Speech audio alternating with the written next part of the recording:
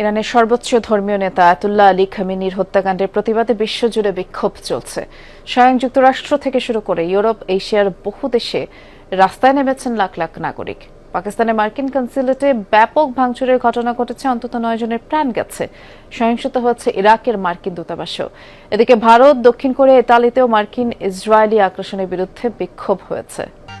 গরমে দাপাদাপি, ঘরের চালের স্থায়ী সমাধান আনোয়ার সিমেন্ট শীট।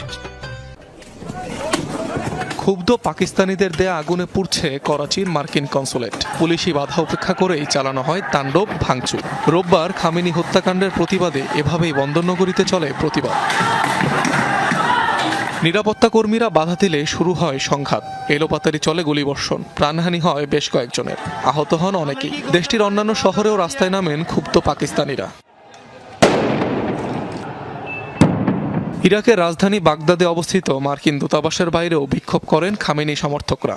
দূতাবাস ভবনে প্রবেশের চেষ্টাকালে নিরাপত্তা কর্মীদের সাথে হয় সংঘর্ষ। ছত্রভঙ্গ করতে টিয়ার গ্যাস ছোড়ে পুলিশ। স্বয়ং যুক্তরাষ্ট্রের প্রেসিডেন্ট ট্রাম্পের স্বেচ্ছাচারিতার বিরুদ্ধে আওয়াজ তুলেছেন মার্কিনিরা। নিউ ইয়র্কের রাস্তায় ছিল তাদের সরব উপস্থিতি। আমি একজন মার্কিনী, সেটা বলতেও লজ্জা পাচ্ছি। বিশ্বজুড়ে আমরা যা করছি তাতে লজ্জিত। যুক্তরাষ্ট্রের শাসন ব্যবস্থায় পরিবর্তন দরকার।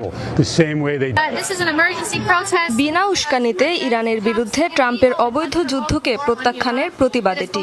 যুক্তরাষ্ট্রকে আরও একটি অন্তহীন যুদ্ধে টেনে নিয়ে যাবে এই সংঘাত। আমেরিকার জনগণ যুদ্ধ চায় না। হত্যাকাণ্ডের প্রতিবাদে সরব ভারতীয়রাও।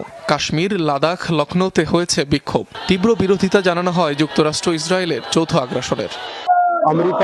আমরা দেখছি আমেরিকা ও ইসরায়েল আবারও যোগসাজশে কাজ করেছে। রমজান মাসে তারা ইরানে আক্রমণ করেছে, তারা সেখানকার মানুষের জীবিকাকে লক্ষ্যবস্তু করেছে। এটি মানবতার বিরুদ্ধে এবং নিপীড়িতদের বিরুদ্ধে। যুক্তরাষ্ট্রের মিত্র হলেও ইরানে চলমান আগ্রাসনের বিরোধিতা করে বিক্ষোভ করেছেন দক্ষিণ কোরিয়ার নাগরিকরা। তেহরানের বিরুদ্ধে চলমান সহিংসতা বন্ধ করে শান্তির দাবি তুলেছেন বিক্ষোভকারীরা। অনিক রহমান, যমুনা নিউজ।